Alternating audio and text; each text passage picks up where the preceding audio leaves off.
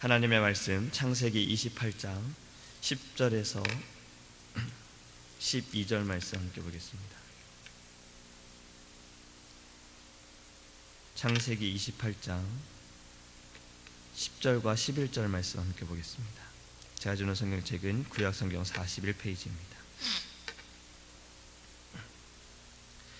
야곱이 브엘세바에서 떠나 하란으로 향하여 가더니 한 곳에 이르러는 해가 진지라. 거기서 유숙하려고 그곳에 한 돌을 가져다가 베개로 삼고 거기 누워 자더니. 아멘. 할렐루야. 지난밤에 평안하셨습니까? 아멘. 저는 이 창세기 28장의 본문을 읽을 때마다 옛날 생각이 나요. 옛날에 제가 중학교 시절에 여름 수련회를 이렇게 다녀왔는데, 여름 수련회 갔을 때입니다. 요즘에는 수련회를 하면은 이렇게 스케줄이 낮에는 좀 활동적인 것을 합니다. 그리고 저녁에는 모여서 예배를 하고 기도를 합니다. 근데 옛날에는, 제가 중학교 그 시절에는 수련회가 스케줄이 따로 없었습니다. 새벽 예배 드리고 아침 먹고 오전 예배 드리고 점심 먹고 오후 예배 드리고 저녁 먹고 저녁 집회였어요. 그러니까 계속 예배인 거죠. 하루에 4번을 그렇게 예배를 드렸어요. 그런데 중학교 때 제 동생, 남동생, 초등학교 6학년인 남동생이 이 중고등부 수련회를 따라왔습니다. 저희가 예배 때마다 맨 앞에 앉아서 예배를 드렸어요. 맨 앞에서 예배를 드리다 보니 이 말씀을 전하시는 강사 목사님께서 저희들의 이름을 기억을 하시는 거예요. 그러니까 이 부흥 강사님은 계속 마이크를 잡고서 왔다 갔다 하시면서 말씀을 전하셨던 분이시거든요. 그런데 목사님께서 이렇게 말씀을 전하시는데 맨 앞에 앉아서 예배를 드리던 제 남동생이 계속해서 졸고 있었습니다. 6학년에게는 좀 힘든 스케줄일 수 있었죠. 그런데 목사님께서 말씀을 증거하시다가 찬양을 하자고 하셨어요. 그 찬양은 바로 내 주를 가까이 하게 함은, 찬송가 338장입니다. 4절의 가사가 바로 이렇습니다. 야곱이 잠 깨어 일어난 후 돌단을 쌓은 것 본받아서 숨질 때 되도록 늘 찬송하면서 주께로 더 나가기 원합니다. 이 4절을 계속 불렀어요. 제 남동생이 깰 때까지. 왜냐면 제 남동생의 이름이 대성이지만 어릴 때는 야곱이라고 불렸거든요. 그래서 이 강사 목사님이 야곱이라는 것을 아셔서 계속 이 찬양을 동생이 깨어날 때까지 불렀던 기억이 납니다. 저는 이 창세기 28장을 읽을 때마다 그때가 기억이 나요. 동생 야곱을 깨우려던 목사님의 모습이 아직도 눈에 선합니다. 오늘의 내용이 바로 그겁니다. 이 찬송가 338장의 내용이 바로 그렇습니다. 지금 야곱은 형 에서를 속이고 지금 형을 피해 삼촌 라반이 있는 곳으로 지금 하란으로 가고 있는 상황이죠. 그런데 다 가지도 않았는데 가는 길에 해가 지었습니다. 너무 어두워서 갈 수가 없어서 그는 이제 한 곳에 머물러 잠을 청하기 위해 돌을 베개로 삼고 거기에 누웠다라는 것이 오늘 본문의 내용입니다. 야곱의 마음을 한번 생각해 봤어요. 그가 지금 잠을 잘 때인가? 지금 그는 도망자의 입장입니다. 형을 속였기에 형이 지금 자신을 죽이려고 하는 것을 알기에 그는 지금 도망하는 상황이에요. 이런 도망자의 입장에서 그가 지금 잠을 잘 수 있을까? 또 다른 야곱의 마음은 이렇습니다. 자신이 너무나도 사랑하는 가족들, 특히 어머니, 지금 이제 떨어져서 지내야 되잖아요. 지금 어떠한 상황으로 인해서 가족들과 함께하지 못하는 그러한 상황인 겁니다. 저는 이 마음을 너무나도 잘 알고 있어요. 제가 한국에서 도망을 왔다라는 이 상황이 아니라 가족과 떨어져서 지내는 그 입장을, 그 마음을 제가 너무나도 잘 이해합니다. 왜냐면 제가 대학 시절에 총신대를 다니기 이전에 대전에 있는 배제대를 잠깐 다녔습니다. 그때 자취를 하게 됐어요. 처음으로 고등학교를 졸업하고 가족들과 오랫동안 떨어져 지내게 됐습니다. 함께 가족들과 차를 타고 이제 짐을 싣고 차를 타고 내려와서 학교를 둘러보고 제가 이제 살 곳에다가 짐을 내려놓고 부모님들이 가셨어요. 그 가시는 모습을 볼 때 제 마음이 너무나도 안타까웠어요. 너무나도 아팠어요. 그리고 제 방에 들어와서 참 많이 울었습니다. 하나님께 기도했어요. 왜 저를 이곳에 부르셨어요? 저는 야곱의 마음이 너무나도 이해가 됩니다. 지금까지 사랑했던 가족들과 떨어져서 지내는 이 마음이 너무나도 이해가 돼요. 이런 야곱이 지금 잠을 잘 수 있나? 지금 도망하는 신세고 사랑하는 가족들과 떨어져서 지내는 지금 이 심정으로 야곱은 잠을 잘 수 있을까라고 생각을 했습니다. 하나님께서 잠을 자게 하신 거예요. 믿으십니까? 하나님께서 야곱을 쉬게 하신 겁니다. 우리도 야곱처럼 쉴 수 없는 상황이 올 수 있어요. 우리의 마음에 불안함도 있을 수 있습니다. 때로는 어디인가에 쫓겨 사는 심정으로 우리는 살 수도 있습니다. 하지만 하나님께서 우리에게 안식을 주십니다. 우리를 쉬게 하실 줄 믿습니다. 지금의 어려움 때문에 마음에 평안이 없다면 그것은 우리의 믿음이 연약하기 때문에 그래요. 야곱이 이렇게 쉴 수 있었던 건 그의 믿음 때문에 그렇습니다. 하나님께서 그를 인도하시고 하나님께서 그를 축복하셨던 것을 그는 믿었기 때문에 그는 그렇게 잠을 잘 수가 있었던 겁니다. 하나님께서 쉬게 하심을 믿으시기 바랍니다. 하나님께서 우리를 회복하시기 위해 우리에게 잠을 허락하실 겁니다. 그리고 우리를 쉬게 하시고 다시 일으키실 줄 믿습니다. 어쩌면 이렇게 생각할 수 있어요. 야곱이 잠을 잘 수 있었던 건 너무 오랜 시간 걸어서 피곤해서 잠을 자는 거 아니겠느냐. 하지만 도망자는 그렇게 베개까지 돌을 베개로 삼고 누워서 잘 수는 없습니다. 저희가 군대에서 훈련을 받을 때 절대 우리가 일주일 동안 잠을 자면서 신발도 못 벗고 잠을 자는 그 상황엔 누워서 잘 수가 없어요.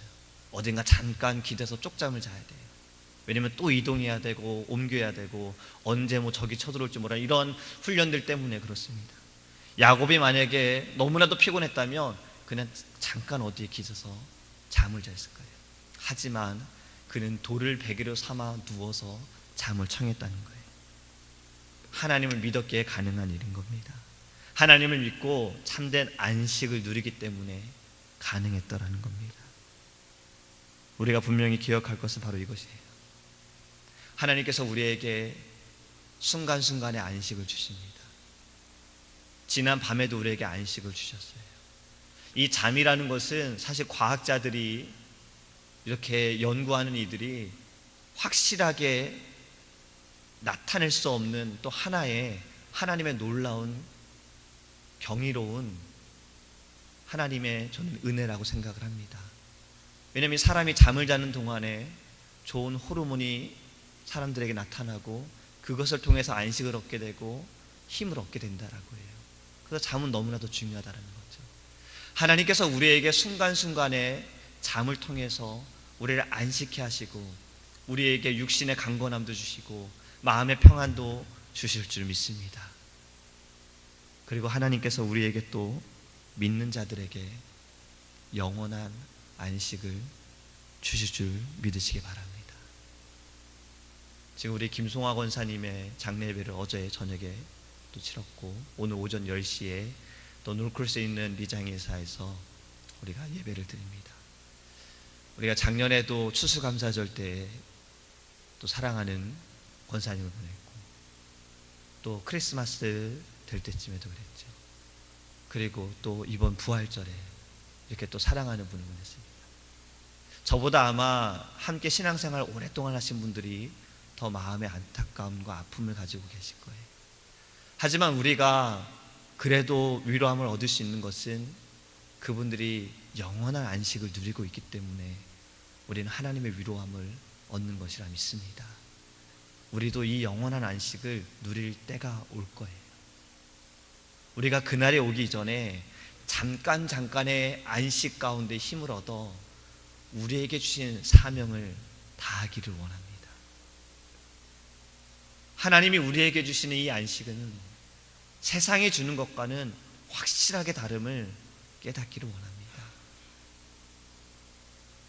육신의 안식뿐만이 아니라 마음의 안식과 영혼의 안식까지 우리에게 주실 줄 믿습니다. 야곱이 하나님을 바라본 것처럼 우리도 하나님만을 바라보기를 원합니다.